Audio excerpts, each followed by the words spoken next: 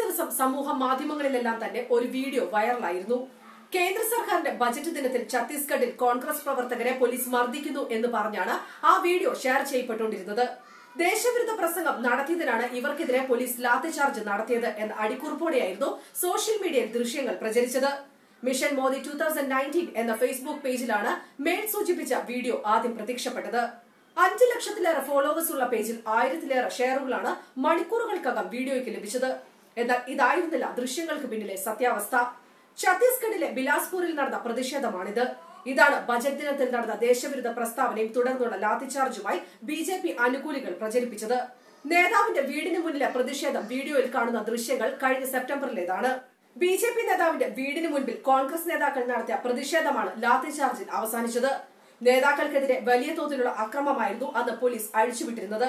കഴിഞ്ഞ ദിവസം പ്രിയങ്ക ഗാന്ധിക്ക് നേരെയും സമാനമായ രീതിയിൽ വ്യാജ പ്രചരണം നടത്തിയിരുന്നു. രാത്രിയായാൽ കുടിച്ച് ലക്കുകെടുന്ന പ്രിയങ്കയിൽ കോൺഗ്രസിന് വിശ്വാസമുണ്ടാകാം, പക്ഷെ രാജ്യത്തെ ജനത്തിന് വിശ്വാസമില്ല. എഴുതി വെച്ചോളൂ, പപ്പുവിനേക്കാളും വലിയ പപ്പുവായി പ്രിയങ്ക മാറും. സഹോദരനും സഹോദരിയും ചേർന്ന് കോൺഗ്രസിന്റെ അന്തിമ സംസ്കാര ചടങ്ങ് നടത്തും എന്ന അടിക്കുറിപ്പോടെയായിരുന്നു വിശാൽ ശർമ്മ എന്നയാളുടെ ഫേസ്ബുക്ക് അക്കൗണ്ട് വഴി പ്രചരണം നടന്നത്. എന്നാൽ അതും വെറും വ്യാജ പ്രചരണം മാത്രമാണെന്ന് തെളിഞ്ഞിരുന്നു.